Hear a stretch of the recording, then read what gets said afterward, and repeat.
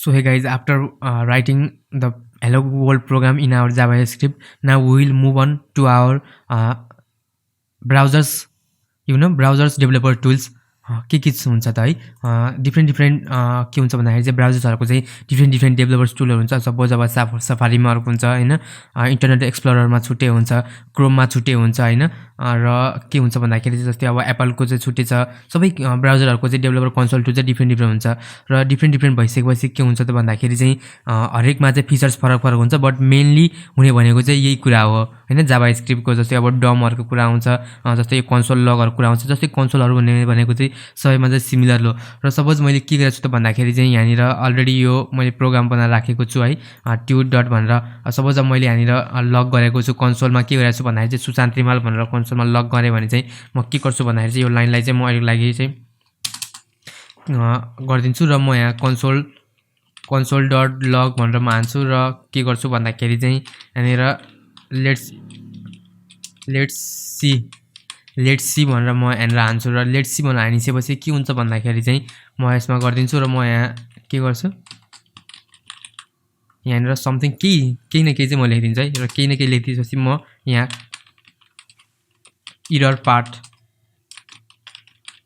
भन्छु, म यसलाई कमेन्ट गर्छु र कमेन्ट गर्ने मैले भनिसकेको छु, सर्टकट सबैले थाहा होला है।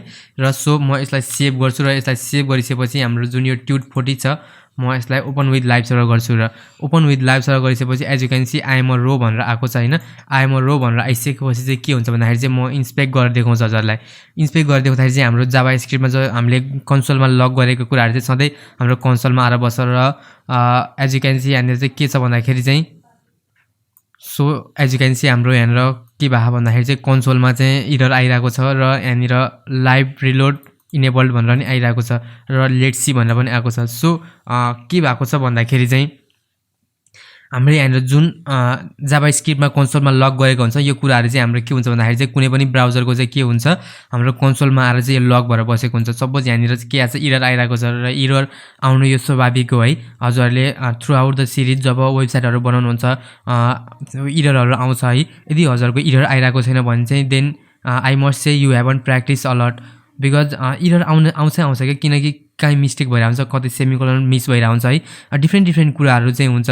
यदि हजुरले इरर आएन भने चाहिँ हजुरले चाहिँ राम्रोसँग प्र्याक्टिस गर्नु भएन भनेर म बुझ्छु, किनकि इरर आउनु चाहिँ स्वाभाविक हो। एज अ ह्युमन बिङ इररहरु हुन्छ र इररहरु आएपछि त्यसलाई सल्भ पनि गर्न सक्नुपर्छ।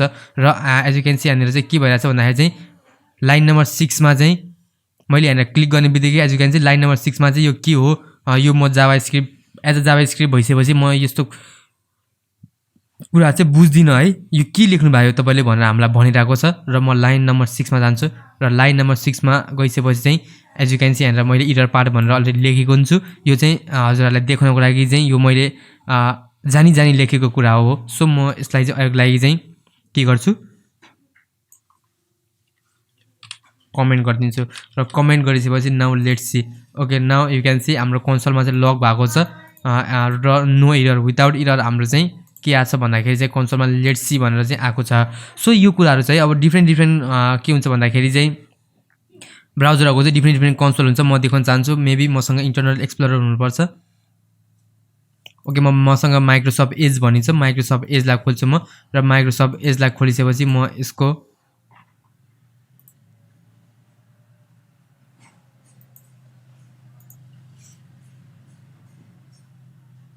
म यसको कन्सोल खोल्न चाहन्छु। म के गर्छु भन्दाखेरि चाहिँ राइट क्लिक गर्छु र इन्स्पेक्टमा क्लिक गर्छु र इन्स्पेक्टमा क्लिक गरिसकेपछि चाहिँ हाम्रो माइक्रोसफ्ट एजको चाहिँ के छ भन्दाखेरि चाहिँ डेभलपर्स टुल चाहिँ यस्तो खाले छ है।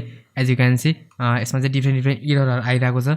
मेबी यो केही हुन सक्छ, लिभ इट। अहिले लागि हामीले ध्यान दिनुपर्ने कुराहरु भनेको चाहिँ कन्सोलहरु जस्तै र डेभलपर्स टुलहरुको लागि हाम्रो एज अ डेभलपर भइसकेपछि हामीले कस्तो टुलहरु चाहिँ युज गर्नुपर्छ। यु क्यान सी यहाँनिर इरर भनेर यहाँ आइरहेको छ र यहाँनिर के छ भन्दाखेरि चाहिँ यो वार्निङ टाइपहरु चाहिँ आइरहेको छ र मेनली हामीले फोकस गर्नुपर्ने कुराहरु भनेको चाहिँ कन्सोलहरुको कुराहरु हो। सो यो कुराहरु चाहिँ ब्राउजर पछि फरक हुन्छ हैन। माइक्रोसफ्ट एजमा यसो छ, सफारीमा अलग हुन सक्छ। बट एज अ बिगिनर हजुरहरु चाहिँ स्टार्ट गर्दै हुनुहुन्छ भने चाहिँ म के सजेस्ट गर्छु भन्दाखेरि चाहिँ माइक्रोसफ्टको यो क्रोमलाई चाहिँ नट माइक्रोसफ्ट गुगल क्रोमलाई चाहिँ युज गर्नु होला, किनकि यो इजी छ है, युजर फ्रेन्डली पनि छ र थ्रु आउट द सिरिज म माइक्रोसफ्ट क्रोमलाई गुगल क्रोमलाई नै युज गर्ने भएको कारणले गर्दाखेरि चाहिँ म यसलाई नै युज गरेर हुन्छु र हजुरहरूलाई म सजेस्ट गर्छु कि हजुरहरूले नि यसलाई नै युज गर्नु होला। सो यो सबै कुराहरू थियो। अब हामी बिस्तारै डाटा टाइप्सहरू हेर्नेछौँ है। प्रोग्रामिङ ल्याङ्ग्वेजहरूको डाटा टाइप्स हुन्छ, इन्टिजरहरू हुन्छ, डिफ्रेन्ट कुराहरू हुन्छ, एरेज, स्ट्रिङहरू सबै कुराहरू हुन्छ। हामी सबै कुराहरूलाई चाहिँ बिस्तारै चाहिँ यसलाई चाहिँ यो सिरिजलाई अगाडि बढाउनेछौँ। सो म टिल देन हजुरलाई के भन्छु भन्दाखेरि चाहिँ हजुरहरूले यदि हाम्रो यो वेब डेभलपमेन्ट कम्प्लिट कोर्सको चाहिँ प्लेलिस्टलाई एक्सेस गर्नु भएन भने चाहिँ प्लेलिस्टलाई एक्सेस गर्नु होला र सब्सक्राइब गर्नु होला। सब्सक्राइब गर्नु भएन भने र भिडियोलाई लाइक गर्नु होला। So that's it, Sai. On that note, thank you so much for watching. Stay safe, stay coding, and I'll see you in the next video.